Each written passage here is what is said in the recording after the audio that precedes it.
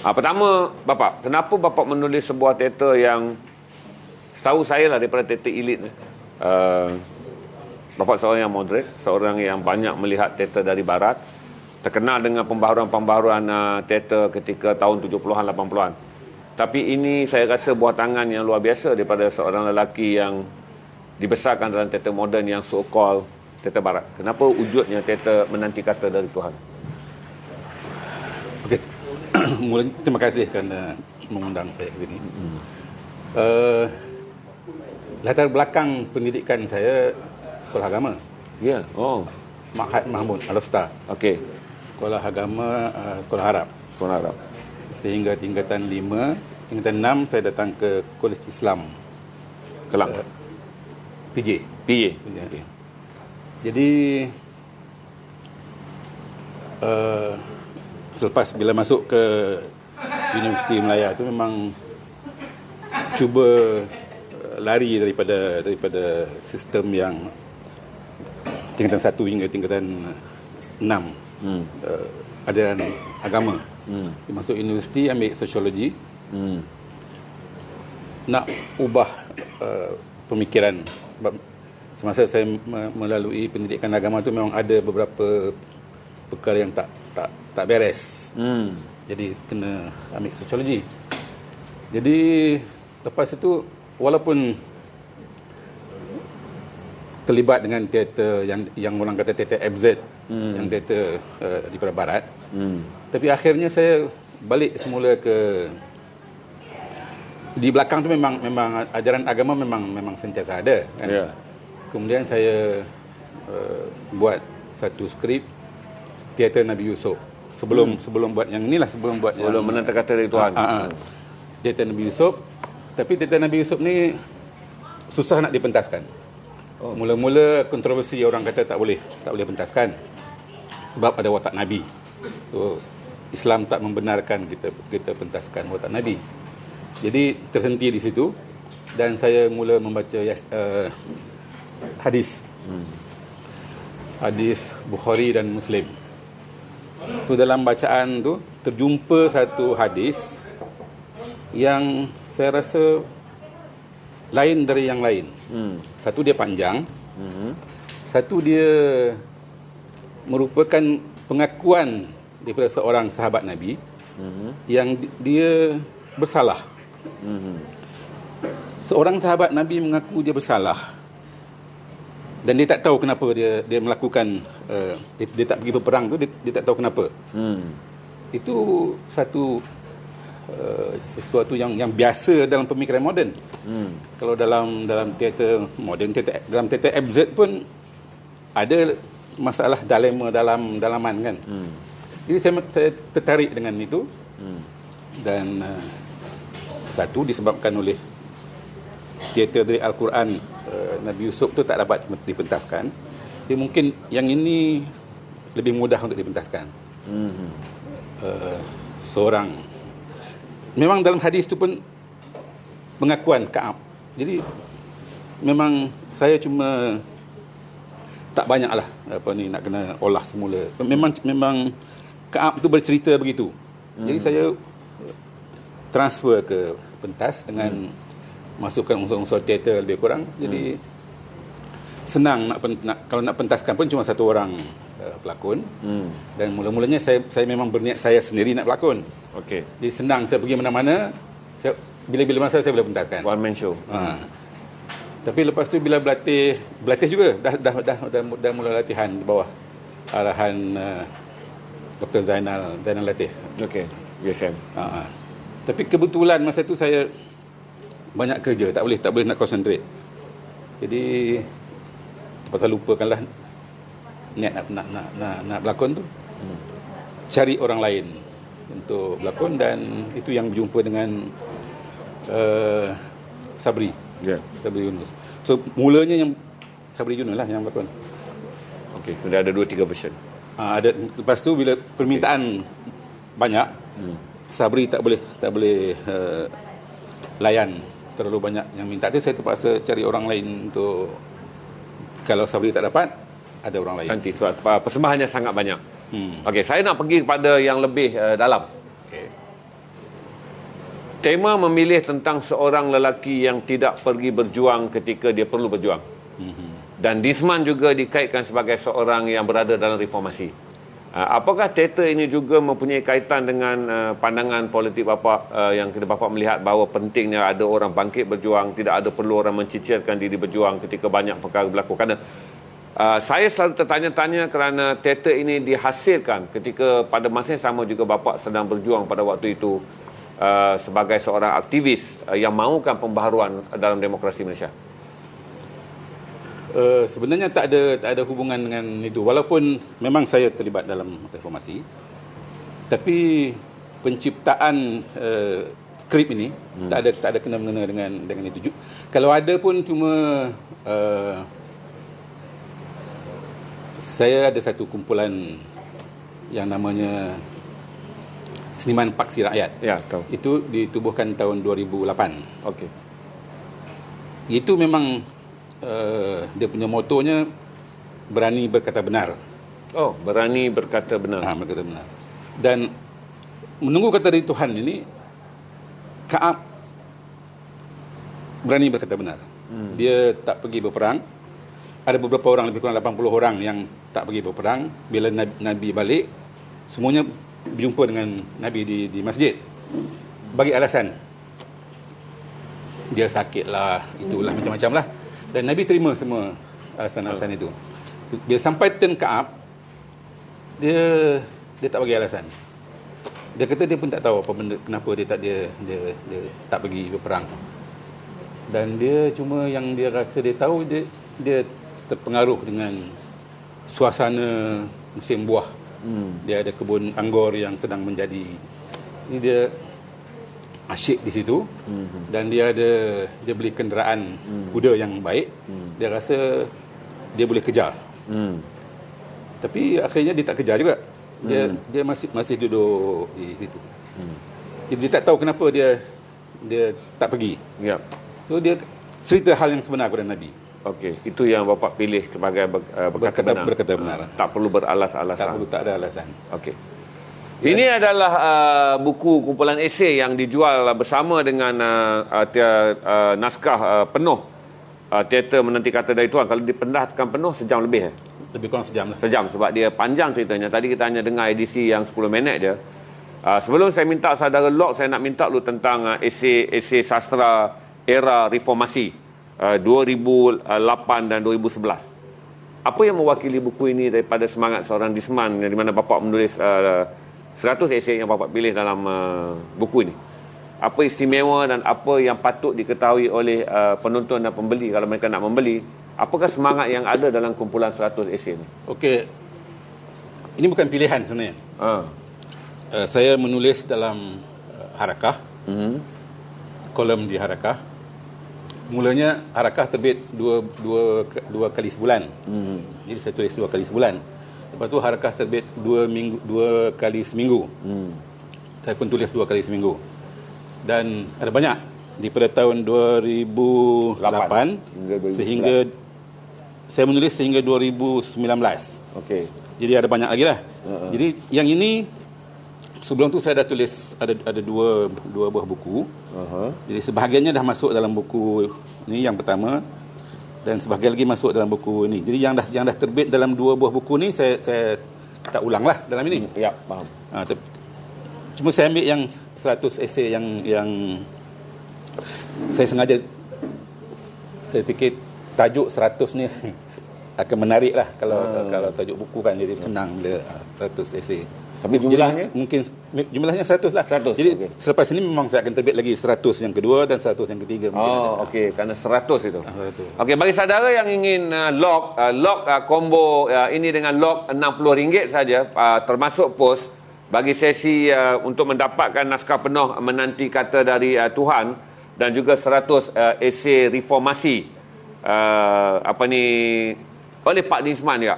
Seperti Pak Desmond dah sebut tadi, ini adalah kumpulan esei yang beliau tulis di Harakah dan dia tulis hingga 2019. Jumlahnya akan banyak tapi dia terbit dulu 100 daripada 3 tahun ini, iaitu tahun yang dianggap tahun-tahun yang hangat, 2008 hingga 2011. Apa yang banyak ada dalam esei ni, Pak?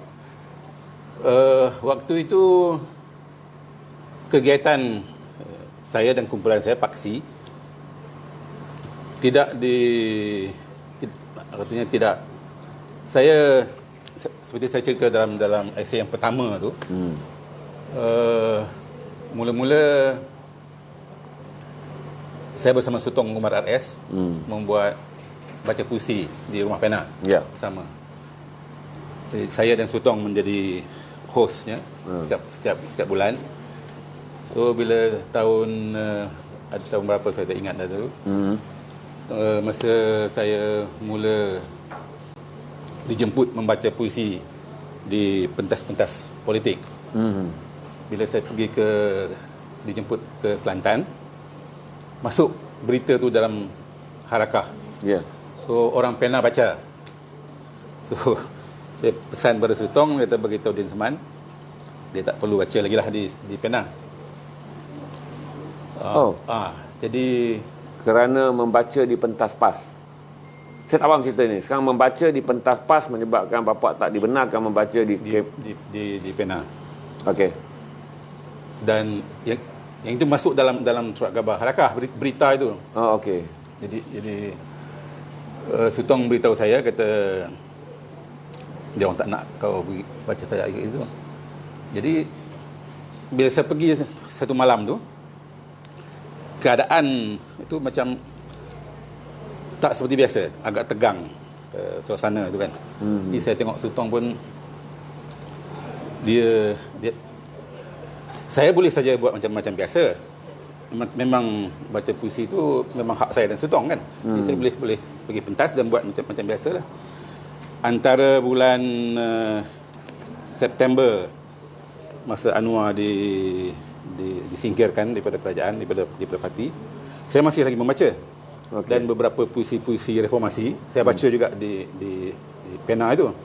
Tapi disebabkan berita itu tak keluar di dalam surat khabar, jadi masih lagi dibenarkan lah.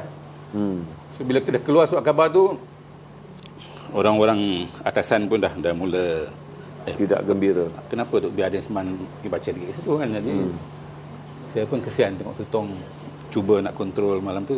Memang saya tak baca lah. Okey. So itu mula tak baca di Pena tu. Dan ada satu peristiwa lagi yang ada dalam tu juga. Selepas Anwar disingkirkan, hari dalam surat khabar Melaymel terbitkan affidavit yang menceritakan segala keburukan Anwar tu kan. Pena membuat mesyuarat untuk memberi sokongan kepada tindakan yang diambil terhadap Anwar. Saya salah seorang AJK Pena masa itu. Saya menentang. Saya kata, kenapa kita tiba-tiba nak menyokong orang yang menuduh Anwar tanpa bukti? Kenapa kita tak menyokong Anwar? Sebab dia dituduh, belum ada bukti.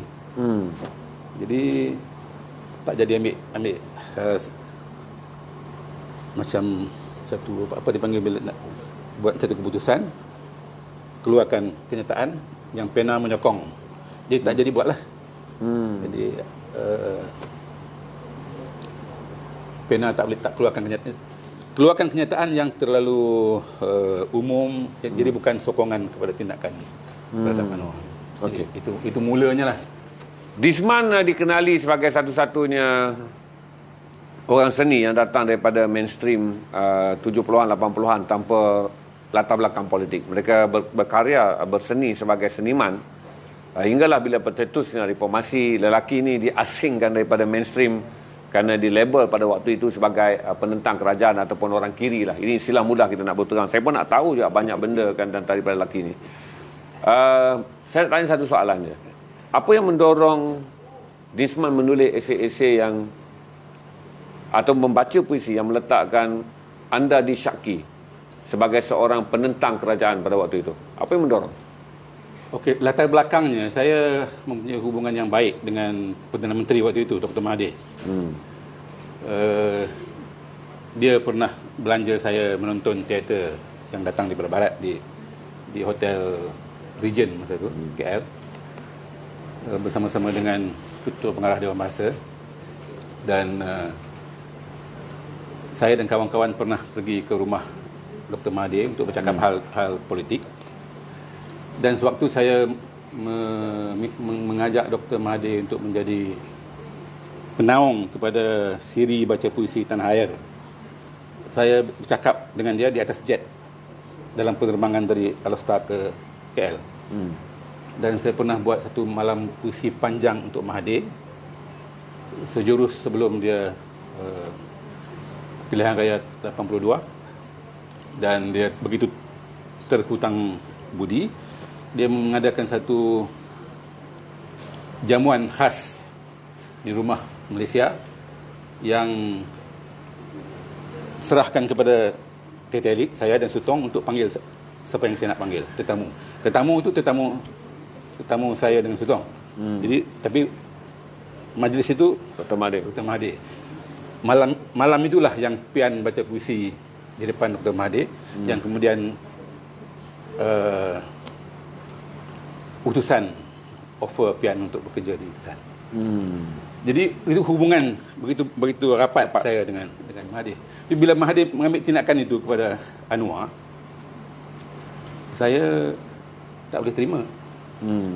Dan saya tahu apa yang akan berlaku itu 3 bulan sebelum itu. Sebab saya kenal dengan orang-orang yang merancangkan tuduhan itu. Okey. Jadi mengikut apa yang saya tahu, tuduhan itu memang tak betul lah. Okey. Sebab itu saya berani untuk berkata benar, walaupun antara Mahathir dengan Anwar sebenarnya saya lebih rapat dengan Mahathir. Tapi bila dia buat begitu kepada Anwar, saya secara terang-terang menyebelahi Anwar. Tuan-tuan tentu ingin melihat lebih detail tentang lelaki ni, kerana dia tak pernah berada di mainstream kecuali malam ni kami bawa ke garasi. Dan saya bertanya banyak soalan kepada beliau yang juga menjadi persoalan kepada saya. Jadi log buku ni RM RM60 yang dibelanja oleh Nuha Buku untuk sebelum kita terus berbicara dengan Datuk Dinsman atau Pak Dinsman ni, bagi membolehkan kita mendengar lebih banyak pandangan beliau tentang seni kemudiannya. Paling tidak pun saya dah bertanya soalan yang agak rumit untuk diperjelaskan kerana konfliknya sangat panjang dan sangat mendalam. Saya tak akan mengheretnya ke situ. Tetapi saya akan meminta saudara untuk log untuk baca, kerana ini adalah esei-esei yang beliau tulis dalam Akhbar Harakah. Manakala ini pula adalah sesuatu yang dia dah jelaskan tiada kaitan dengan politik informasi, kecuali kerana beliau ingin berkata bahawa dalam Islam telah berlaku satu peristiwa yang luar biasa apabila Ka'ab berkata benar kepada Rasulullah tanpa berbohong, walaupun dia tidak hadir dalam perang, tetapi dia tidak menipu Rasulullah, sebagai satu gambaran bahawa luar biasanya peristiwa tersebut hingga mendorong orang untuk tidak berbohong kepada Rasulnya. Ini adalah teternya, dan ini adalah eseinya, log RM RM60. Dan saya nak tanya dengan bapak tentang apa sebenarnya akan menjadikan bapak di sekolah Maktab Mahmud. Saya orang Kedah. Orang Kedah ni tuan-tuan, kalau belajar di Maktab Mahmud, tentulah orang yang terdidik dalam pengajian agama yang sangat baik. Sekolah yang dianggap Kolej Sultan Abdul Hamid, sekolah Dr. Mahathir pada waktu itu dianggap sebagai sekolah yang sedikit sekular. Manakala Maktab Mahmud pula dianggap sebagai sekolah yang sangat agama. Apa yang mendorong bapak berpindah daripada pengajian agama dan kemudian menjadi aktivis teater, dan kemudian apa yang bapak ingin lakukan pada tahun 70-an dan 80-an?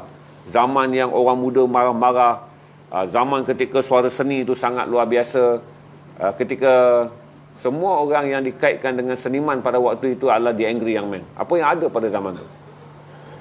Saya mungkin secara semula jadi jiwa berontak tu memang ada daripada di Mahat Mahmud.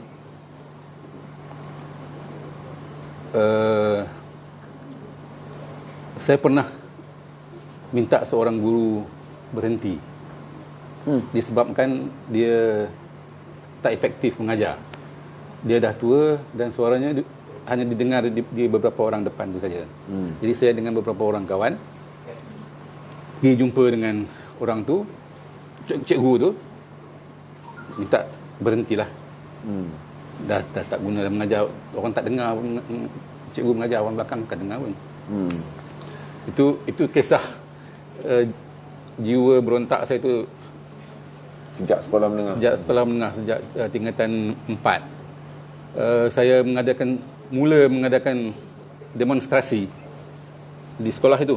Sebab sekolah itu selamanya free. Tiba-tiba nak kenakan yuran pun RM5 je, bukan ini kan. RM5 je yuran dia, tapi saya mengajak semua kawan-kawan kita menentang. Dan terjadilah penentangan itu. Jadi seawal itu saya sudah membuat demonstrasi di sekolah, sehingga nama saya keluar dalam surat khabar, polis sedang mencari. Jadi saya terpaksa hilanglah sejak dari sekolah tu. 16 tahun memimpin gerakan murid sekolah, kemudian diburu oleh polis. Dia tak heran kalau dia datang di Kuala Lumpur, dia mencetuskan lebih banyak lagi perkara-perkara besar, kerana inilah Dinsman. Okey. Saya tak tahu saya pernah cerita ke orang ke, ataupun ini baru pertama kali saya cerita. Jadi itulah, jiwa tu memang dah ada begitu kan. Jadi bila datang ke Kuala Lumpur, dan bukan itu saja, ada satu hal lagi yang saya tak puas hati dengan cara cikgu mengajar agama.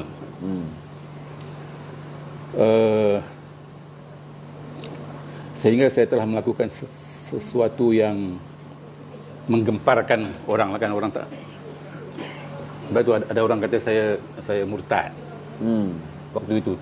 Saya cuma nak bertanya kepada ustaz dan nak ustaz menjawab secara jujur lah, sebab ada benda yang saya tak puas hati.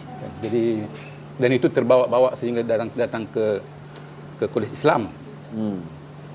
Jadi persoalan agama yang tertempias juga dalam, misalnya bila saya tulis drama protes. Protes itu sebenarnya watak-watak itu protes kepada pengarang. Kenapa buat dia begitu? Seolah-olah saya memprotes kepada Tuhan lah. Kenapa Tuhan buat saya begitu? Jadi sebab tu protes. Selepas itu saya tak berani nak pentaskan lagi.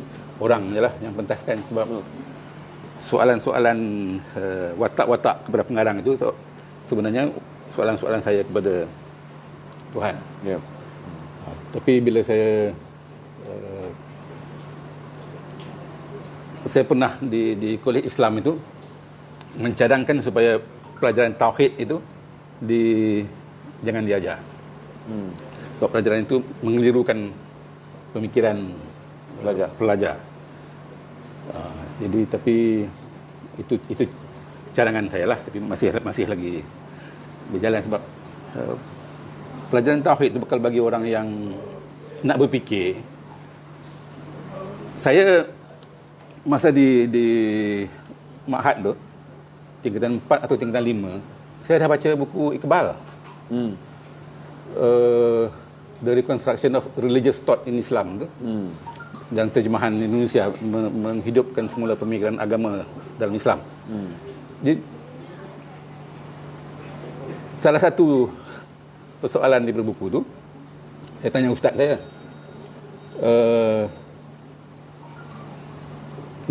kalau kita marah, kita tak boleh kontrol. Jadi sebab itu kita marah. Kalau kita boleh kontrol, kita tak marah. Quran kata Tuhan marah. Jadi saya tanya ustaz, Tuhan tak boleh kontrol ke perasaan dia marah? Ustaz tak boleh jawab. Saya dapat itu daripada buku Iqbal kan. Dalam pembacaan saya dalam buku itu ada yang saya boleh merumuskan begitu kan. Jadi beberapa persoalan begitu yang ustaz memang tak boleh jawab lah. Jadi itu sampai ke Kolej Islam, saya buat drama. Sebelum buat Bukan Bunuh Diri, di Kolej Islam tu saya pentaskan satu drama monolog. Monolog itu serupa tadi je, hanya seorang yang cakap. Tapi itu monolog kepada Tuhan. Benda-benda yang saya tak puas hati itu dikeluarkan di situ lah. Jadi sebab itu bila pergi ke Universiti Melaya, kita kan ambil ada 3 jurusan kan. Pengajian Melayu, pengajian Islam, sosiologi. Tahun 1. Saya dapat offer 2 pengajian Melayu dan pengajian Islam untuk buat major. Saya tak nak, sebab saya dah ada persoalan dalam kepala saya. Kalau saya belajar lagi agama ni, saya akan kacau lagi. Jadi saya nak ambil sosiologi untuk mengkaji manusia. Jadi itu saya cerita hari itu di masa pelancaran buku ni dengan Syed Hussein. Syed Hussein yang jadi ketua Jabatan Sosiologi. Syed Hussein tak terima saya masuk sosiologi. Jadi saya kalau tak terima masuk sosiologi, saya nak masuk pengajian Islam. Serupa saya masuk kuliah Islam lah. Lagi tinggi yang di kuliah Islam tu daripada yang sini, yang pengajian Islam di Universiti Malaya kan. Jadi itu yang saya hampir 1 hari saya duduk di pejabat Syed Hussein Ali. Dia, kalau saya keluar, saya tak keluar. Saya kata saya tak tempat nak pergi. Kalau saya tak masuk dalam sosiologi, saya nak pergi ke mana? Saya tak ada. Masa tu orang dah 2 minggu start kuliah. Saya kata saya tak nak pergi ke kuliah-kuliah itu. Saya nak masuk je ni juga. So, akhirnya Syed Hussein terpaksa terima. Itu Sejarah dia. sejarah. Okay. Selepas perjalanan yang begitu panjang daripada TT Elite hinggalah tahun 2020. Banyak orang mempertikaikan, dan apa yang boleh bapak jawab sekarang mengenai ramai orang mempertikaikan hingga mengatakan itu ini tentang Dinsman. Dan saya pun mendengar, sebab kita tak pernah bergaul rapat dah. Cuma ini adalah kali ketiga saya berjumpa dengan bapak Dinsman. Apa yang boleh dijawab pada tahun 2020 mengenai semua apa yang pernah dikaitkan dengan Dinsman? Macam mana? Apa yang bapak boleh jawab sekarang? Orang kaitkan tadi, orang kata pernah dituduh murtad, pernah dituduh macam-macam lah. Sekarang ni apa yang boleh bapak jawab tentang Dinsman?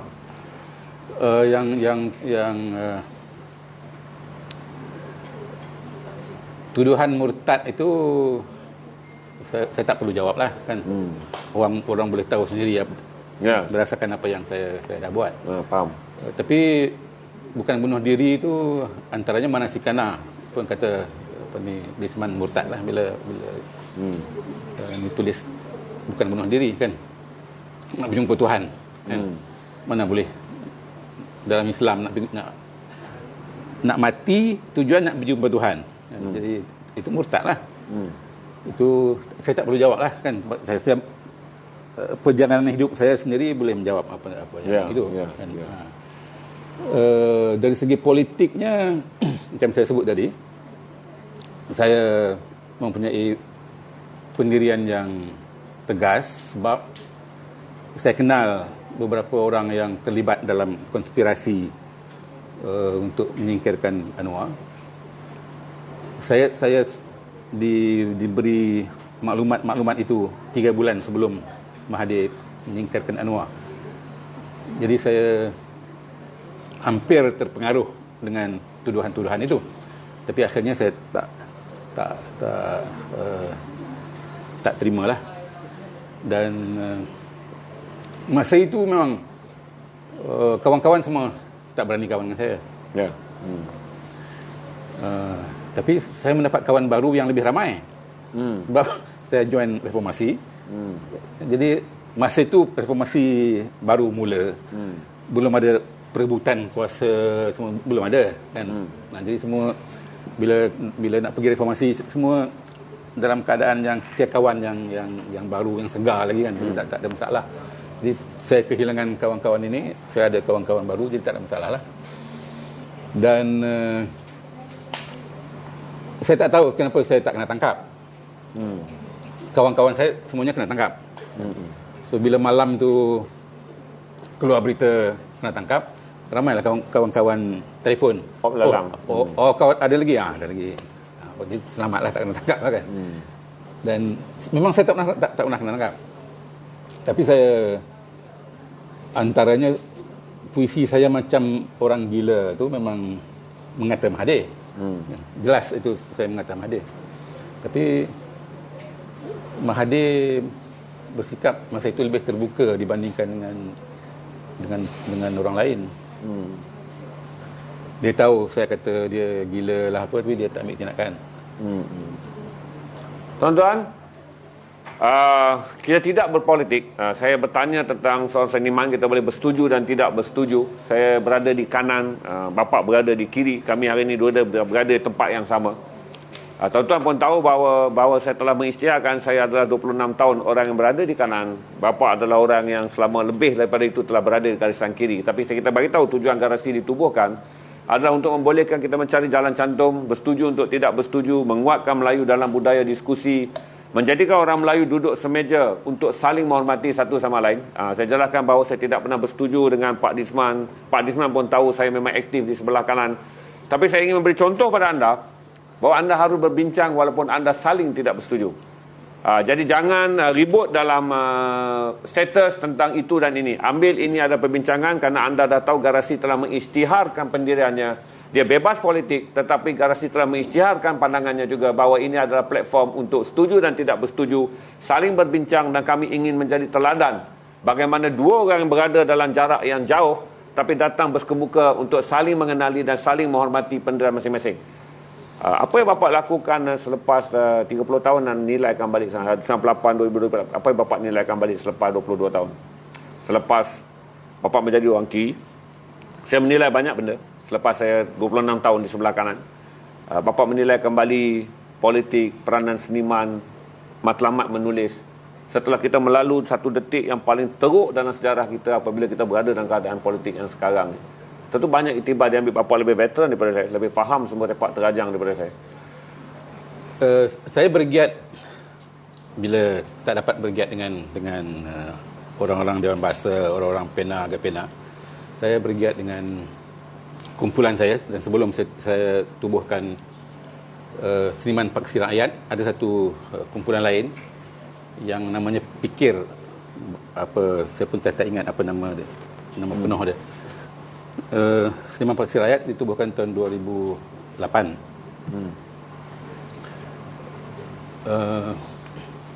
Kebanyakan aktiviti-aktiviti seni yang dibuat bukan saja oleh Seniman Paksi Rakyat, tapi aktiviti seni atau aktiviti yang bukan seni sejak 1998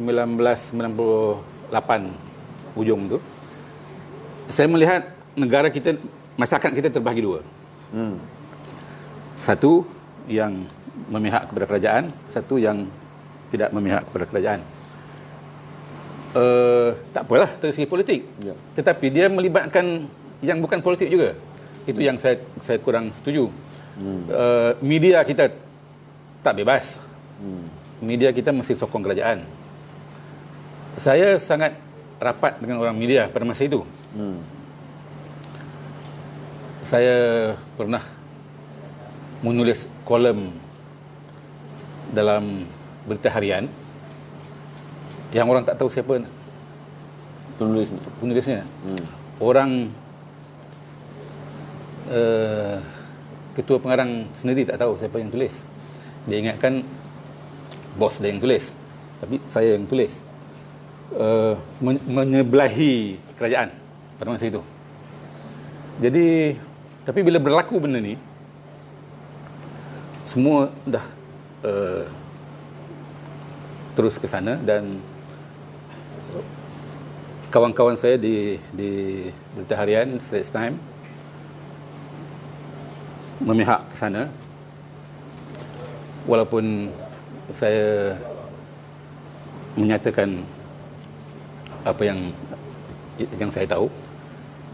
Dan jadi bila keadaan begitu, saya melihat itu yang Paksi mengambil moto berani berkata benar. Dan kemudian tu saya mengemukakan satu gagasan tekad budaya. Tekad budaya ni sebagai alternatif, bukan alternatif lah. Di sini tekad politik, di sini tekad budaya. Kita terlalu berpolitik. Orang politik berpolitik tak apa, kita faham. Tapi bila orang budaya pun berpolitik, media pun berpolitik, semuanya berpolitik dan mengikut pihak kerajaan.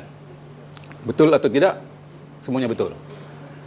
Jadi dalam tekad budaya, saya paksi mengemukakan bahawa penulis, budayawan, intelektual seharusnya memainkan peranan asli masing-masing. Penulis sebagai peranan penulis, intelektual sebagai intelektual, yang jangan memihak kepada politik. Jadi dalam hal ini saya sangat jelas apa yang pernah disebut oleh Chris Mas. Penulis harus boleh menjernihkan masyarakat. Jadi bila masyarakat dah kacau, penulis ada peranan untuk menjernihkan semula masyarakat. Jadi kalau penulis dah mengikut orang politik yang kacau itu, ya habis kacau. Jadi di mana peranan penulis? Di mana peranan intelektual? Di mana peranan cendekiawan? Itu yang tekad budaya cuba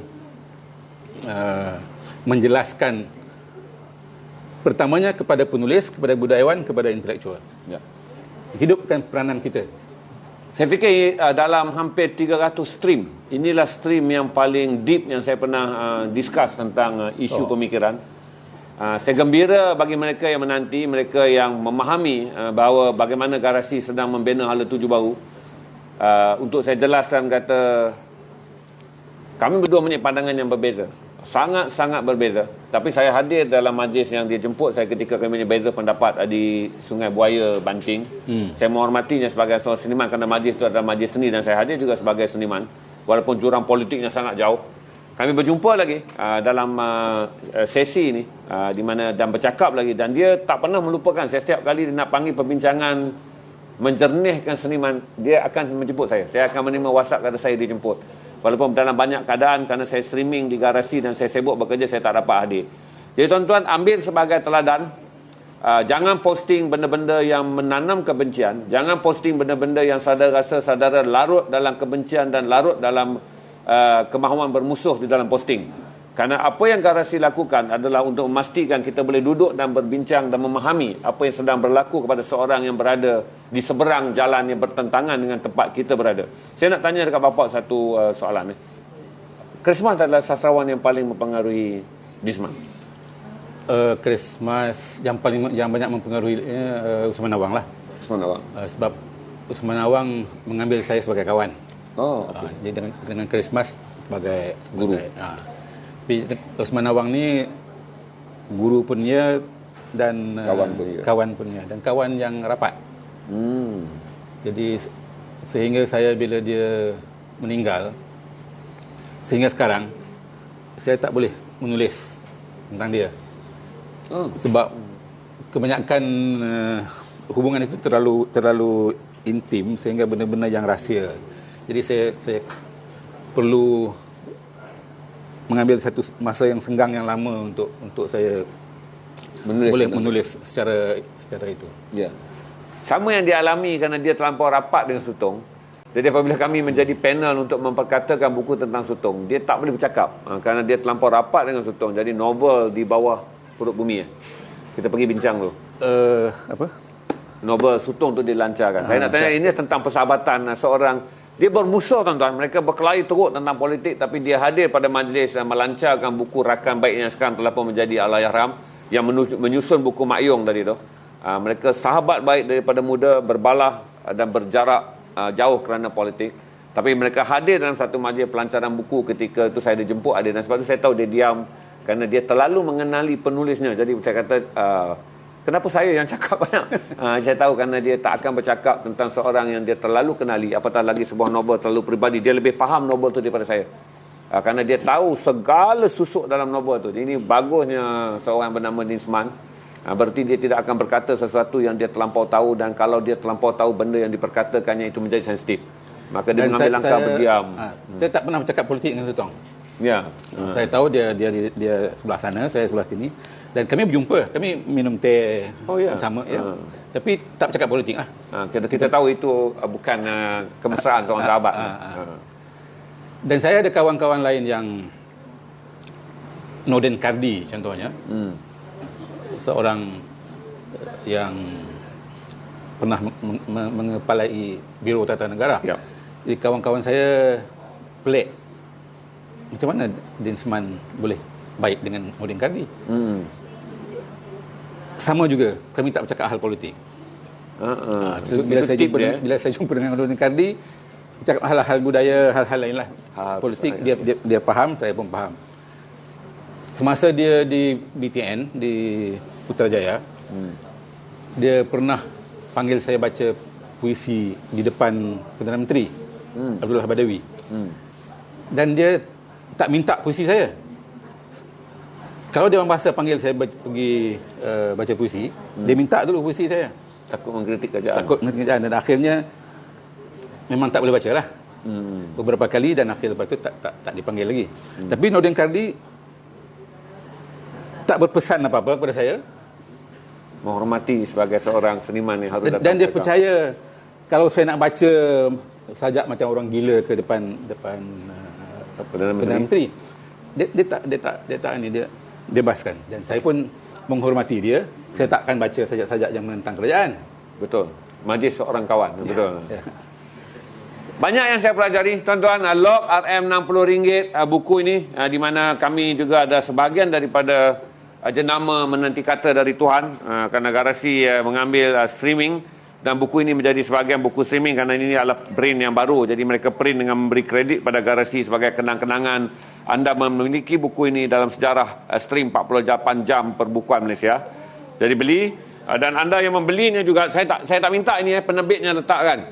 Anda yang membelinya juga akan mendapat beg, dan saya pun tak mintanya, saya pun terkejut kerana dia menyediakan satu buku akan dia tak bagi, dua buku akan diisi dalam beg yang dikeluarkan oleh Nuha Buku, tapi dikreditkan foto saya. Jadi saya tak minta, terima kasih Nuha Buku, kerana saya tak akan pun menerbitkan beg Garasi dalam edisi begini, tuan-tuan. Tapi disediakan oleh Nuha Buku dengan tagline Gentleman Lock Consider Soul, First Lock Consider Soul. So anda akan dapat buku ni hadiah daripada Nuha Buku untuk anda dalam pembelian buku combo RM260. Lock sekarang, anda akan mendapat tanda tangan penulisnya kerana Nuha Buku akan menguruskan posnya, tidak Garasi. Kerana Garasi hanya menguruskan penerbitan Pian Habib saja dalam stream ini. Okey tuan-tuan, Lock, dan macam saya kata tadi, saya akan mengambil platform ini sebagai pemula untuk memacu siri diskusi supaya kita menjadi lebih matang dalam bercakap walaupun kita punya perbezaan pendapat. Sebab tu saya kata jangan naikkan posting yang menanam kebencian, jangan menaikkan posting yang menanam hasutan, kerana ini adalah sedang saya melangkah ke dunia baru. Bagaimana kita boleh menjernihkan keadaan walaupun kita berbeza pandangan. Hari ini saya ingin mendengar pandangan beliau untuk memahami seorang yang selama berpuluh tahun saya melihat dan saya membaca dan melihat semua perkembangan seni di dalam paksi. Gerakan seni yang dianggap kiri pada dulunya. Tapi sekarang saya tak suka label-melabel. Saya menganggap ini adalah seorang seniman yang bekerja dalam dunia seninya, sama seperti saya juga menulis sebagai seorang cerpenis yang menulis dalam dunia cerpennya. Saya nak tanya bapak satu lagi soalan. Apa yang bapak kagum tentang Osman Awang? Saya selalu cerita Osman Awang, dia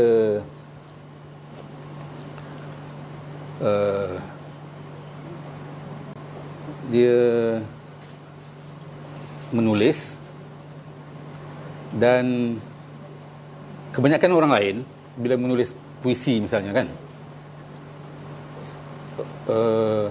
menulis tentang kemanusiaan, menyokong Palestin, menentang penindasan dan sebagainya kan. Tapi diri orang itu sendiri, adakah dia betul-betul buat apa yang dia tulis? Saya hanya melihat Osman Awang yang begitu. Bila dia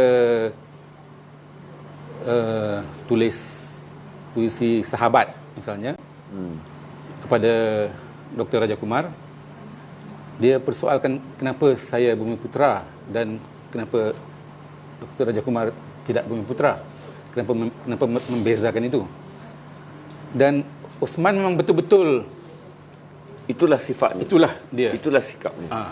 Jadi kalau dia kata dia tulis tentang penjual pisang di kaki lima, memang dia terharu melihat itu, dan dia tulang-tulang berserakan.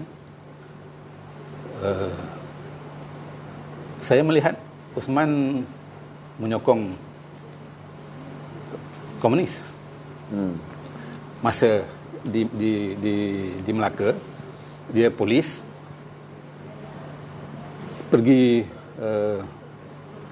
memburu pengganas itu, dan Osman melihat orang-orang yang dia pergi tangkap di perkampungan yang dikatakan pengganas itu lebih ikhlas, lebih percaya, yakin dengan perjuangannya dibandingkan dengan dia dan kawan-kawan dia yang di dalam polis ini. Jadi dia melihat ke hati orang itu, dia tidak melihat ini. Jadi itu Osman. Dan bila saya tulis, saya diminta masa di Dewan Bahasa itu diminta menulis kata pengantar untuk buku Tulang-Tulang Berserat kan. So bila saya tulis begitu, tak jadilah keluar. Ini pandangan dia, Dr. Lim Siti ini pandangan yang lain, tapi Pak Isman ini pandangan yang lain. Tapi Osman Awang sentiasa hidup di kalangan mereka yang saya selalu obses nak tahu, kerana saya tak pernah berjumpa Pak Osman seumur hayat. Saya tak pernah jumpa, saya tak pernah melihat wajahnya muka ke muka. Tak pernah, saya hanya membaca karyanya saja, kerana apabila saya datang Pak Osman telah pun tak begitu banyak di pentas. Kemudian dia lama tak sihat. Dan kemudian saya pun sibuk dan tak pernah berjumpa. Jadi setiap kali dia adalah penyanyi yang paling saya anggap terbaik yang pernah dilahirkan dalam dunia sastra Melayu. Suara puisinya sangat luar biasa. Komitmennya terhadap puisi terhadap luar biasa. Dan saya menganggap membaca Osman Awang adalah membaca seorang yang internasional, sangat universal. Version daripada Lim Siti kagumnya begini, version daripada Pak Disman kagumnya begini. Tapi saya nak tanya kepada Pak Tadi saya nak cerita yang tadi tu, ada satu benda yang saya nak cerita. Yang saya lekat dalam kepala saya tentang Osman. Budi bahasa dia kan. Saya selalu pergi rumah dia. Jadi dia tak perlu layan saya sebagai melayan tamu lah sepatutnya kan. So setiap kali bila saya nak balik, walaupun ada tetamu lain yang rumah tu, dia akan ikut saya pergi sampai ke kereta. Menghormati. Tak pernah miss. Walaupun banyak kali saya pergi rumah dia, dan setiap kali balik dia mesti jalan sampai saya masuk kereta. Itu satu budi bahasa yang kalau saya, kawan-kawan yang baik datang ke rumah pun saya tak ikut pergi sampai ya. Dia adalah lumrah kan. Tapi kenapa Osman buat sampai begitu? Itu budi bahasa Pak Osman Awang. Benda tu dah jadi sebati dengan dia kan. Jadi dia pun mungkin tak sedar benda tu. Dia cuma bagi kita menganggap kata sangat luar biasa. Seorang seniman Soho dan kita orang biasa pada waktu tu, pergi dan pulangnya dihantar sampai ke pintu kereta. Saya rasa banyak orang mempunyai memori yang luar biasa tentang Osman Awang. Yang tadi kita berkongsi dengan Lim Siti, dia juga melahirkan pandangan yang menggambarkan kepada kita tingginya nilai insan dan nilai ihsan seorang Osman Awang. Okey, saya ada lock sekarang kerana kita akan menanti dan ada banyak soalan. Sasaran negara Samad Said pernah membawa watak Kak dalam teater menunggu kata dia Tuhan. Soalan dia, benar orang kata bahawa Pak Samad pernah membawa watak ni? Dia bercadang untuk berlakon. Dan dia sudah 2 bulan 3 bulan menghafal skrip itu sampai dia hafal lah di rumah. Di rumah dia buku tu dah jadi, kan dia selalu conteng kan, jadi buku tu dah sampai dia terpaksa buat cover lain yang supaya buku tu ni. Kalau tak salah 3 bulan dia menghafal dengan isteri dia. Tapi bila dia datang untuk latihan di store Dewan Bahasa, dia lepas tu dia ambil keputusan dia tak jadi dah. Satu dia tak boleh ingat, walaupun dia dah ingat di rumah dia hafal semua skrip tu, tapi bila sampai ke tu, mungkin saya pun silap saya masa latihan tu. Ramai juga kawan-kawan yang tahu dia nak datang berlatih di Dewan Bahasa. Jadi walaupun latihan dah ada penonton. Kerana Pak Samad datang untuk berlatih. Jadi ramai orang yang akan, saya tahu saya akan pergi tu. Pak Samad nak turun berlakon untuk pertama kali dalam hidup dia sebagai Kak Ab. Maksudkan saya pun saya akan pergi menonton. Okey. Jadi dengan sendirinya dia minta batalkanlah. Itu soalan yang anda tanya. Log admin kita ada berapa log sekarang? Saya mengharapkan 25 saja daripada anda. Okey, up untuk log saya kata tadi baru baca semua benda, sama ada kita bersetuju atau tidak bersetuju, matangkan diri kita, kita akan melangkah ke era baru. Saya dah harap tidak ada posting yang berbau kebencian dan berbau hasutan atau berbau permusuhan, kerana saya memberitahu pada anda tak bersetuju, anda tinggalkan. Kalau anda bersetuju, dengar, kerana ini adalah proses mematangkan kita dalam perbezaan. Kerana saya percaya bahawa menyelesaikan perbezaan yang terbaik cara orang Melayu adalah duduk untuk saling memahami, saling bersetuju walaupun tidak bersetuju. Kalau kita tidak memulakannya, tidak akan ada orang memulakannya, dan kita akan melihat lebih banyak jurang yang akan merangkumi dunia anak-anak kita apabila ibu bapa tak dapat menyelesaikan perbezaan generasinya. Kita akan meninggalkan perbezaan lebih besar pada anak-anak kita. Saya nak tanya tentang menanti kata dari Tuhan. Berapa lama tulis? Ini kita pergi yang ringan sikit, dah panjang ni. Berapa lama tulis? Tulis rasa tak lama. Sebab macam saya kata tadi, dia hadis ni memang daripada Bukhari dan Muslim. Memang bentuknya begitu. Memang bentuknya Ka'ab bercerita kepada anak dia. Ka'ab masa tu dah buta mata, dah tua. Jadi dia bercerita kepada anak dia. Cerita ni yang bapa ambil dan terus jadikan dia persembahan. Jadi sekarang cuma saya tukarkan tu, dia bercerita kepada penonton. Okey. Jadi tak panjang lah, cuma kita panggil adaptasi yang cuba mengekalkan sepenuhnya manuskrip asal. Ada beberapa yang saya tambah lah, macam scene dia munajat tu. Dia bertaubat. Itu tak ada dalam hadis. Tapi saya bayangkan kalau sejujur itulah Ka'ab. Tak, dia mesti ada masa yang dia bermunajat dengan Tuhan. Sebab dia akhirnya tu firman Tuhan tu yang datang turun kepada Nabi tu, menerima taubat dia. Artinya dalam hadis tu tak menunjukkan proses dia bertaubat. Jadi saya tunjukkan itu. Saya buat satu supaya teater ni ada penghujung yang lengkap. Okey. Saya tambah beberapa bagi saudara yang ingin mengumpul koleksi ni, kerana ni banyak petikan hadis ni, panjang ni, maksudnya pelakonnya bukan saja harus menghafal lakonan, tetapi juga harus menghafal petikan-petikan hadis yang begitu panjang dalam ni, sesuai dengan apa yang dirujuk oleh Pak Disman dalam teks asal daripada hadis Sahih Bukhari dan Sahih Muslim. Ya, Sahih Bukhari dan Sahih Muslim yang disusun dari 40 hadis ni. Tapi kita pentaskan tadi hanyalah sebahagiannya saja, kan cerita ni panjang sejam lebih tuan-tuan. Bila streaming ni hanyalah streaming percubaan. Kerana Garasi sedang mencari ruang dan cara yang betul untuk berstreaming tentang dunia seni ni. Kita kena mulakan sekarang, dan memang pasukan teknikal kita, pasukan kaji sidik kita sedang melihat respon. Saya sendiri akan belajar banyak daripada streaming ni, kerana ini bukanlah permulaan. Ini adalah eksperimen untuk mencari titik yang tepat bagaimana streaming akan membantu industri buku, streaming akan membantu industri seni. Jadi tuan-tuan juga ambil faham bahawa jangan jadikan tempat ini sebagai tempat melibas, menetak dan menghayun pedang. Kerana itu bukan orang yang saya cari dalam kompromi untuk membentuk satu komuniti baru. Orang Melayu yang duduk untuk bersetuju dan tidak bersetuju, berdiskusi, menyelesaikan pandangan masing-masing, saling menghormati. Untuk mengurangkan suhu kebencian yang telah lama ditanam. Dan suhu itu perlu diselesaikan apabila kita ada media sosial, dan saya cuba menyelesaikan suhu itu. Tapi saya yakin saya tak mampu menyelesaikannya. Tapi macam saya kata, mencuba sedikit lebih baik daripada tak berbuat langsung. Ini apa kata Pak Disman kepada semua, dan terus lock aja, kerana saya mengharapkan beberapa lock lagi untuk sesi malam ni. Ada soalan lagi? Minta pandangan Pak Disman tentang Kasim Ahmad. Okey, saya tak akan suruh soalan ni dijawab. Kerana tuan badannya tak ada di sini, saya tak akan minta Pak Disman jawab soalan ni. Sorry, macam saya bagi tahu, kata kita tidak akan bercakap pada seorang yang tidak dapat membela dirinya bagi isu-isu yang dia patut ada untuk membela dirinya. So kita tak akan jawab. Dia tanya, adakah lagi projek besar Bapa akan buat selain pada teater pokok dan teater sawah padi? Pak Disman juga mengarahkan teater pokok, di mana pentasnya adalah pokok, dipentaskan di Shah Alam. Kemudian membuat teater yang pentasnya adalah sawah padi. Dia real, saya ingat tak pernah orang cuba, kan teater lama berada di dewan-dewan elit dan mewah. Tapi Pak Disman buat, dia orang tanya ada lagi depan ni teater bawah tanah ke, teater di bawah kolong langit ke apa. Sebab bapa telah membuat dua trademark yang besar, iaitu berteater dengan pelakon berada di atas pokok secara real, dan berteater di sawah. Sawah padi tu ada dua. Satu di sawah padi betul, di Sabak Bernam, dan satu lagi di Padang Merbuk yang di sawah padikan. Dipenuh dengan jerami.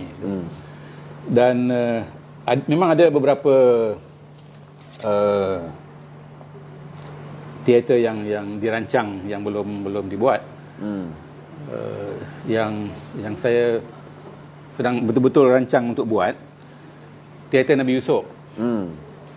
Yang ditulis skripnya lebih awal daripada ini.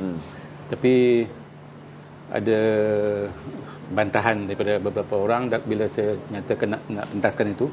Tapi akhirnya Mufti Perlis,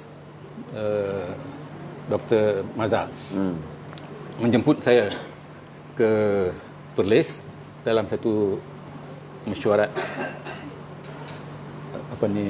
majlis fatwa.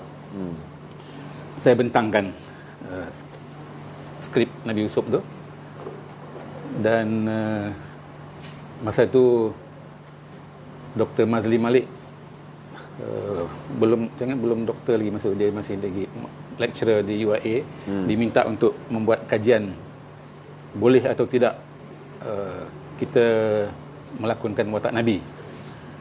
Jadi bila saya bentangkan skrip itu di dalam Majlis Fatwa Negeri Perlis, akhirnya dipersetujui untuk membolehkan teater itu dipentaskan. Kemudian apa penghujung? Tapi Istana Budaya masa tu siapa tu? Zainal siapa nama dia? Siapa nama apa tu? Lepas tu tak dibenarkan, ditolak. Dia nak pentaskan Nabi Yusuf tu, tapi dia takut nanti serangan sekitar. Jadi tak dapat dipentaskan, dan lepas tu dalam kepala saya dia makin lama makin mahal jadinya apa nama tu. Kos untuk pementasan tu. Dan sekarang ni memang dalam imajinasi saya yang termahal yang akan saya pentaskan lah, jadi melibatkan lebih daripada 1 juta perbelanjaan. Dan memang saya dah bersedia untuk mementaskan itu dengan cara yang sangat lain daripada yang lain lah. Tiba-tiba ni COVID, jadi terpaksa tunda. Itu kerja seni yang paling besar yang akan dibuat selepas ni. Saya minta seorang aktivis teater di Indonesia untuk menjadi pembantu saya untuk mengarah teater tu. Jadi saya harap apabila COVID ni selesai, mungkin akan di itulah. Dan ada beberapa lagi, bila saya pergi Cameron Highland, saya tengok satu pemandangan yang cantik di Ladang Teh. Saya bercadang untuk buat satu teater di Ladang Teh, di tengah-tengah Ladang Teh tu. Ini saya orang pertama mungkin dapat story ni, teater di Ladang Teh. Okey, dia ada watak untuk saya. Sabri ada di belakang, Abang Yui ada di belakang, kami semua menunggu watak aja ni. Dia offer ke Cameron kita. Okey. Jadi itu pun mahal jugalah, melibatkan pelakon antarabangsa. Antarabangsa pula. Terlepaslah kita. Okey. Saya akan jemput beberapa ni daripada bahasa Malaysia, teater berbahasa Inggeris atau berbahasa Melayu? Ada bahagian yang berbahasa Inggeris. Inggeris lah, yang tak tahu bahasa Melayu kan. Tapi ada yang berbahasa Melayu juga lah. Oh, akan buat di Ladang Teh. Akan mengekalkan Ladang Teh yang tepi jalan tu. Itu yang cantik. Luas kan. Itu antara yang kalau masih ada umur panjang lah. InsyaAllah. Amin. Dah 72 dah. Ya, saya tahu, masih aktif, masih muda, masih bertenaga lagi. Okey tuan-tuan Lok, berapa kita dapat admin? Saya sedang menanti sokongan sekarang. 13. Okey, saya menanti untuk anda turun Lok je. Kita akan tamatkan sesi untuk beri laluan pada seller. Garasi tak akan naik barang. Saya bagi makluman, kata barang jenama garasi semuanya dah sampai. T-shirtnya 400, jeansnya 100, jaketnya 5. Akan menanti untuk dinaikkan. Saya kena sabar kerana saya tetap akan memberi laluan kepada buku dulu. Walaupun sekarang timbunan jin tu setiap hari menarik hati saya. Jin 16 Ozi, jin 18 Ozi. Bushpan 17 Aussie, jaket 18 ke 16 jaket Aussie yang telah sampai untuk kami naikkan dengan 2 kemeja kempen Selamatkan Al-Aqsa, hitam dan putih, 2 gambar berbeza dengan 2 tag berbeza. So tunggu je, kami akan naikkan pada bila-bila masa, tapi sokong dulu laluan untuk streaming buku ni. Iaitulah punca kami menangguhkan menaikkan jenama garasi yang ramai orang tanya. Jadi tak payah tunggu, tak payah tanya lagi. Saya beritahu tak akan naik pada minggu ini kerana kami memberi laluan kepada streaming buku 48 jam @Garasi TV. Terima kasih Bang Wei. Terima kasih Bang Sabri. Apakah perasaan, kita tak akan tanya juga soalan ni kerana kita tak akan menjawab soalan-soalan politik yang mencetuskan pembalahan, kerana saya hanya akan mencari ruang yang lebih demokratik kerana ini permulaan, jadi tak boleh kita nak bawa anda hanyut dan kemudian anda pula tak bersedia untuk mendengar pandangan-pandangan jawapan yang mungkin anda tak setuju. Jadi saya faham pendidikan harus bermula bertakah-takah, keterbukaan juga harus bermula berperingkat-peringkat, dan proses memahamkan anda dalam streaming juga harus sedikit demi sedikit. Saya tak mahu ambil soalan yang penuh perbalahan. Saya akan minta bapa akhiri saja pesan kepada generasi muda, pesan kepada orang muda tentang kebencian, tentang kasih sayang, tentang bagaimana kita berpecah belah, bagaimana kita harus kembali apabila kita tidak bersetuju kerana kita berpegang pada lain-lain bendera, tetapi bukanlah bererti kita putus saudara, bukanlah bererti kita bermusuh hingga merosakkan kaum bangsa. Saya nak pesan daripada seorang yang lama berada dalam dunia seni, 50 tahun lebih. Beliau aktif dalam pelbagai kancah aktivis, seorang yang telah matang dan masak dengan segala sepak terjang yang ada dalam persekitaran hidup ni. Seperti saya sebut tadi lah, moto seniman paksi rakyat ialah berani berkata benar. Dan di dalam perjuangan kita tu ada satu yang saya sebut tadi, tekad budaya. Tekad budaya itu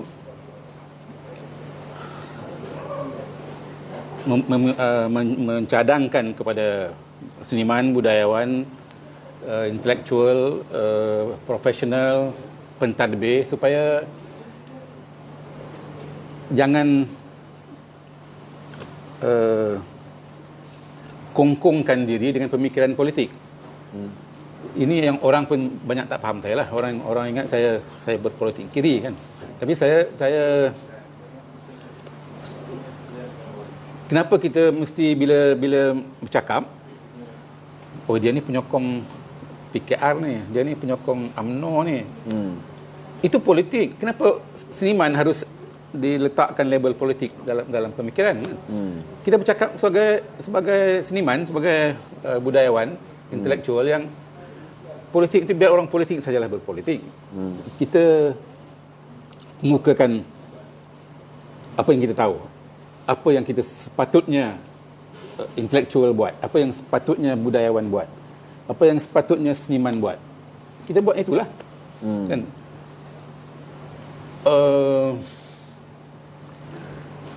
Saya cuba membuat teater yang bukan-bukan, yang bawa apa nama tu, jerami, sehingga saya terpaksa bergaduh dengan pihak Dewan Benaria. Dewan Benaria tak benarkan, tapi saya buat juga sebab saya nak tunjukkan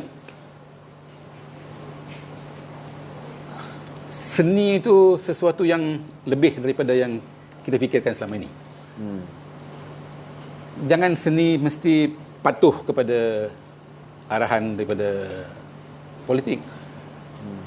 Setengah orang menganggap saya ni, bila saya sokong Anwar Ibrahim, saya tak boleh mengkritik Anwar Ibrahim. Saya ada satu sajak dalam YouTube yang saya mengkritik Anwar Ibrahim di depan Anwar Ibrahim, dan lepas itu Anwar Ibrahim berucap dan dia menjawab segala kritikan itu. Dan begitu juga dengan menteri-menteri lain. Kebanyakan bila PH naik, kebanyakan menteri itu kawan saya yang pernah sama-sama berlari dalam gas pemilih mata semua kan. Jadi mereka jadi menteri. Tak bermakna bila mereka jadi menteri saya harus setuju dengan apa yang mereka buat, walaupun selama ini saya menyokong mereka. Seperti sebelum ini saya menyokong Mahathir, sehingga saya buat puisi panjang untuk Mahathir. Ada buku puisi panjang untuk Mahathir. Saya menyokong Mahathir. Tapi bila Mahathir, orang kata kenapa tinggalkan Mahathir, bukan saya. Dia yang menyeleweng. Saya tetap dengan pemikiran yang lama. Jadi seniman budayawan seharusnya ada pendirian sendiri dan tidak semestinya kita menyokong politik A, politik B. Kalau kebetulan sama, macam saya kebetulan sama dengan Anwar Ibrahim, saya menyokong dia. Seperti sebelum itu saya kebetulan menyokong Mahathir. Kan? Jadi kebanyakan seniman, sastrawan mengatakan kita berkecuali. Kita tak terlibat dengan politik. Betul ke? Pada saya tidak. Kalau berkecuali, kenapa bila saya panggil datang ke tempat saya tak berani datang? Yang takut di label pembangkang. Tapi pergi ke sebelah sana, itu tak berkecuali tu. Kalau berkecuali, sebelah sana pun pergi, sebelah sini pun datang. Berkecuali di tempat yang tak ada untung, Pak. Tetapi tidak berkecuali di tempat yang ada untung. Itu nama dia, cerdik orang berkecuali. Di tempat yang kecualinya, di tempat yang rugi itu kecuali, di tempat yang untung jangan berkecuali. Itu biasa, Pak. Politik telur tersempit ni memang biasa dah kita dengar di kalangan seniman. Jadi itulah pandangan saya lah. Jadi saya terima kasih banyak kepada Zainal sebab berani bertanya saya sehingga saya boleh bercerita benda-benda yang saya tak jangka yang saya boleh bercerita begini. Oh, saya menjangkakannya untuk mendengar yang ini. Apabila kita pergi kepada era ini, Pak, kita datang kepada era didikan baru. Dan saya tahu sampai bila, Pak, kita tak akan boleh bersetuju. Tapi kita mesti bersetuju untuk tidak bersetuju. Keharmonian, bahawa pertengkaran adalah satu jalan mengharmonikan dua orang berbeza pendapat, bukan menjarakkan. Dan kita tak akan jumpa satu negara di mana orangnya punya fikiran yang sama. Apa yang menjadi tanggungjawab pada kita adalah bagaimana dalam perbezaan ada ruang untuk menyediakan kita boleh duduk bersama. Okey, itu yang saya bawa dan sebab tu saya tahu posting-posting malam ni, tapi tak apa, kita nak mendidik generasi bukanlah 1 kali 2 kali stream, kita perlu, dan saya nak saja saya menjadi teladan bahawa saya adalah orang kanan dan saya dah bercakap dengan orang yang pernah di label kiri. Tapi saya tak ada apa-apa perasaan dibandingkan saya belajar bagaimana memahami dan menghormati kerana dia menjalankan kerja seninya dan saya menjalankan kerja seni saya. Dan kita kekal sebagai seniman. Kita bukan orang bendera. Cuma kita orang mempunyai pandangan yang berbeza dalam soal politik. Tetapi itu bukan bererti kita adalah orang yang tak boleh duduk semeja. Saya kagum mendengar pandangannya kerana dia memberi banyak ruang-ruang fikir yang saya tidak pernah jejak, tetapi saya dapat pinjam daripada pengalamannya kerana dia menjejakkan kaki di situ. Oleh kerana sesi ni saya adalah host, saya tak boleh cerita part saya, nanti tak kena programnya. Jadi satu hari kalau dia nak dengar pandangan saya, dia akan jemput saya pula ke platform dia. Itu baru betul cara dia. Saya berterima kasih kerana lelaki budiman ini sudi datang ke garasi, sudi bercerita, bercakap. Dia seorang yang sangat suka bercakap dan sangat suka mengekspresikan dirinya. Itu dia dipanggil sebagai sangat tersembunyi. Dia mengenakan teater dan apa. Daripada jauh pun saya tahu bahawa dia seorang yang sangat suka untuk diajak ngobrol. Tapi saya gembira kerana bapak bercerita malam ni. Dan saya gembira kerana garasi melangkah satu takah lagi ke depan bersama dengan Disman, yang saya fikir inilah antara sesi stream yang paling kontroversi, yang saya tahu ramai orang di luar di sana akan memberi pelbagai reaction. Tapi saya fikir kata saya tidak akan berada dalam zon selamat kalau ingin membawa bangsa ini selamat. Berarti pemainnya mestilah sedikit mengambil risiko. Sebab itu kata orang yang tidak akan mengambil risiko adalah orang yang bekerja di bawah seorang yang tak ambil risiko, dan akhirnya tanpa risiko orang ini adalah orang yang tidak pernah maju. Kerana berani mengambil risiko sehingga dia dipulaukan oleh semua sahabat kerana berkata benar. Risiko kerana berkata benar. Aku tidak pergi berjihad kerana aku dibuai oleh buah-buah yang banyak untuk dituai. Sedangkan orang lain berbohong selamat. Akhirnya Tuhan sendiri yang turunkan wahyu kepada Nabi, diterima taubat Kang. Okay, alhamdulillah. Kita akan jumpa lagi besok dalam stream. Lepas ni akan ada stream daripada, ada apa bang? Tak ada apa. Lepas ni akan ada stream seller aja, garasi tak akan naik barang dia. Dan saya pun tak akan umum hari apa akan naik barang garasi. Tuan-tuan, saya bagi tahu saya tak akan naik poster hari apa. Saya akan naikkan 100 helai jin garasi. Hari apa saya akan naikkan 400 helai t-shirt garasi. Saudara datang, ada harinya akan share. Sebab saya tak mau berlaku traffic yang jam dan saya tak mau berlaku banyak kekeliruan. Saya akan up barang tu secara low profile je. Kerana dia bukanlah jenama besar, dia bukanlah Levi's, dia bukanlah Uniqlo, dia hanyalah sebuah jenama Garasi TV. Jadi follow, tapi saya bagi tahu kata pada minggu ini kita tidak akan up barang garasi walaupun anda menanti, dan saya akan up pada hari yang biasa-biasaan saja, tanpa wawaran. Barang-barang garasi akan naik kalau kebetulan saudara berada dalam stream tu, saudara boleh log 16 jeans 16 Aussie, 5 bush pant 17 Aussie, 50 lai 18 Aussie, dan 5 lai jaket 17 Aussie, dan akan menanti untuk datang adalah 18 dan 21 Aussie, dan saya sedang merancang untuk mengeluarkan jeans kaki Shibu 700 lai bagi sepanjang tempoh bulan September hinggalah Mac 2022. Itu saja berita yang saudara boleh dengar, tapi saudara tak akan boleh dapat tarikh pada hari apa saya akan naik barangannya. Terima kasih kepada lelaki budiman yang kerana hadir, dan saya berasa sangat berbesar hati kerana dapat berada dengan dia, dan saya rasa berbesar hati pada anda yang sudi untuk mendengar bagaimana dua orang punya fikiran yang berbeza, belajar untuk saling menghormati satu sama lain, kerana paling tidak pun saya adalah orang muda dan ini adalah orang yang melakukan, orang yang lebih dewasa menghormatinya sebagai orang tua dan menghormati seniman yang lebih kanan kerana dia lebih senior. Barang yang dia main ni tuan-tuan, saya belum main, saya baru menakah-nakah, dia telah pun berada dalam telaga dan laut orang seni ni. Terima kasih Pak Dizman. Saya yang banyak berterima kasih dan tahniah kerana mengambil risiko untuk berkata benar. Tak ada apa-apa. Terima kasih. Harap bila kami bersalah, orang akan melihat bahawa tak ada apa-apa pun. Dia hanyalah bertemu dengan seorang lelaki budiman yang berkongsi pengalamannya hampir 50 tahun sebagai seniman. Terima kasih Pak Dizman. Assalamualaikum warahmatullahi wabarakatuh. Kita akan masuk sesi jeans Sailor pada pukul 12. Assalamualaikum warahmatullahi wabarakatuh.